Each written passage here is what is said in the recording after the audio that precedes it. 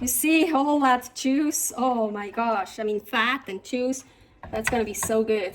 Welcome to my creative carnivore kitchen. Yes, I have wet hair. I just took a shower from after bodyboarding in the ocean here in Australia.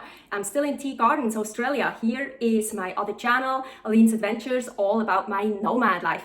So this video here is just a technique that I actually figured out here in Tea Gardens, Australia. And I show you why I figured this out, this frying, steaming. We are staying here with trusted house sitters at a very nice place, and they have gas. I love gas, but what is a bit stupid, so here, I hope you can see it, this is the flame on its highest. This is the flame on its lowest. Let's do it here too. This is the flame on its highest. This is the, here it's even worse. This is the flame on its lowest. No, it's about to say highest, lowest. So I can't get a really low flame. I can't get low heat. And so it's actually really annoying because certain things you can't really do because you don't have low heat. Yeah, but so that's why actually thanks to this, I developed this technique, frying, steaming. I'm gonna show you with a skinless chicken thigh. Yes, I love those. I have to admit, I love skinless chicken thighs. So I'm gonna show you with that one. And here, on purpose, a clean pan, because a lot of times I use dirty pans because more flavor and stuff. So a clean pan, this is still just a little bit of water, so no fat is in here, no residue. So I'm gonna turn the stove on its lowest, but it's still pretty high here. So it's like, I would say middle high heat. So now you can use whatever, but I'm gonna show you with a skinless chicken thigh, as I mentioned. So I'm gonna put it in like this first. So, salt, turn it over. And I put it actually here to the edge more because it's actually hotter there because I have this ring. So it's not the hottest in the middle. So, salt. And I'm gonna put the lid on. And I'm just gonna leave it in like this for a little bit. So I'm not timing anything or so, just kind of, I feel like, yep, let's turn it over. So as you see, it's really dry because it's pretty high heat. So leave it, it kind of depends, like I do with feeling. But now I leave it maybe a little bit on this side, on the lowest heat, what is here like middle high heat.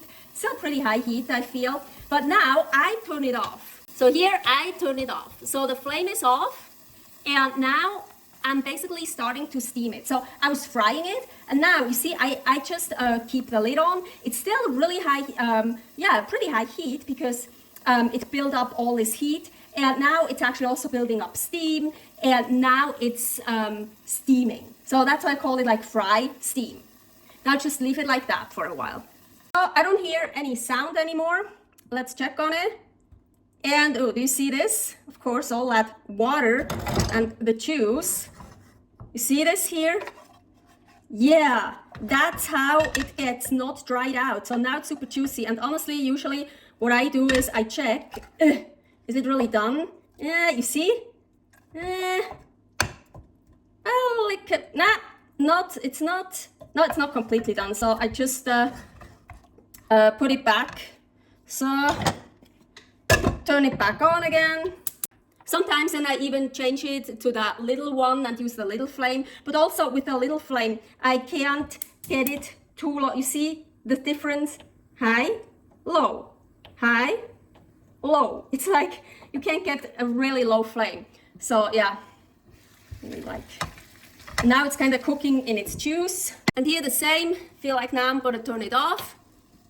But I keep the lid on, keep it closed. I'm gonna steam it again. And while you steam it, it keeps cooking.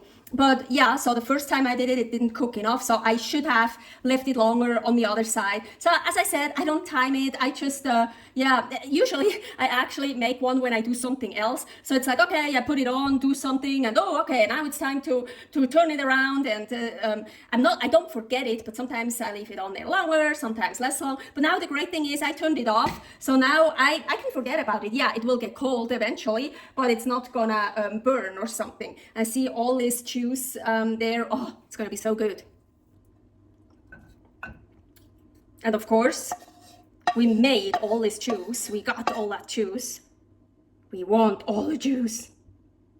Honestly, I usually leave the juice in the pan and just scoop it up like this.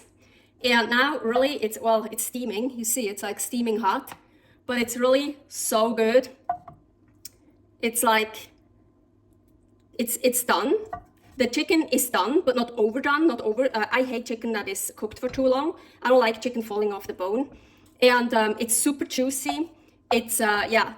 And not just with the chicken thigh. I do that also with all kinds of stuff here because I don't have low heat here. So with steaks, with chops, with whatever, first fry and then steam or sear it, however you want to sear it, fry it, and then you should turn it over, fry it a little bit longer, turn it off, and then steam. So the food stays juicy and it produces all this juice, this liquid, and doesn't dry out. So I'm actually filming another video right now, but here I'm doing the same here. So, well, here I fried the edges first, and now I just had it in a pan like this for a while on my lowest heat, what is middle high. I feel now it's time to, oh yeah, look how beautiful. I'm also pressing it down so I get this nice sear, because you see, otherwise I don't get a nice sear everywhere.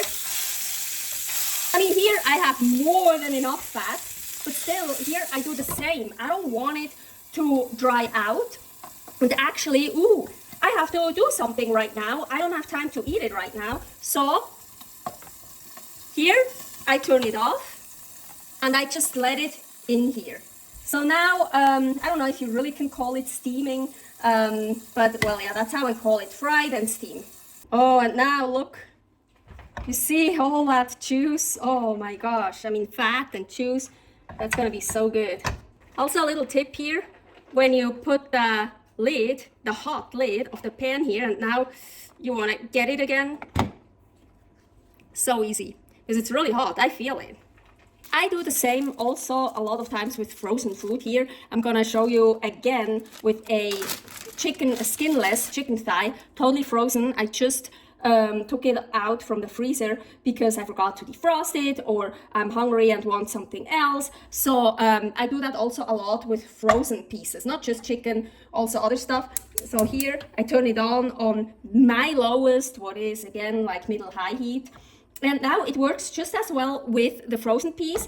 I feel like that when it's defrosted, it is, or it was never frozen, it is a little bit more juicy. It's a little bit more tasty, but it also works with that. So I just put it on one side. I don't even salt it yet because it's all frozen. The salt won't really stick. So, and I'm gonna leave it for a while like this. I'm gonna put it on the other side. This is the positive thing about something frozen. You get like a nice sear, but of course that also dries it out much more and faster. Oh yeah, looks nice. And now I like, because this is a chicken thigh that is like together. It's not open. It's like folded. And here I like to put it here because as soon as possible I like to open it up. Usually I'm really hungry and I don't want to wait, so I'm like, come on, open up. So I'm also gonna leave it like this for a while. Yeah, now it's still too frozen, but I have to turn it off now for a while, otherwise I just burn it too much. Usually I just leave the lid on until I don't really hear any sounds anymore. So of course now when I open it up I hear more sounds again. So now, oh yeah, now I should be able. So now I want to open that up. Come on. Sometimes even help with this. Come on. Oh, it's still really frozen in there. So I have it a little bit open, so now of course, oh, now it's time. Salt it. Now I want to put it on this side. I really want to. So it's still frozen, wow. We see already I have all this juice. So, but now I'm gonna turn it on again. This is what I do when I'm really hungry and I can't wait anymore. It's like, so, turning it off. Yes, I have to admit I used a dirty pan, what I love using. So that's also, I got more color because of that. But yeah, you see here, so, ooh. And sometimes I really get a nice sear on both sides and still juicy, but not as juicy as the unfrozen one. Fry, then steam. Also a good method when you actually have a well-functioning stove where you can have really low heat, maybe still just another method you want to try, but it's a really good method when you don't get really low heat. Fry, then steam, so you still have juicy foods. Thanks for watching here, Creative Carnivore Kitchen. Lots of recipes and methods and all that about carnivore. Here, Aline's Adventures, all about my life, currently in Australia, soon in Vietnam. Servus!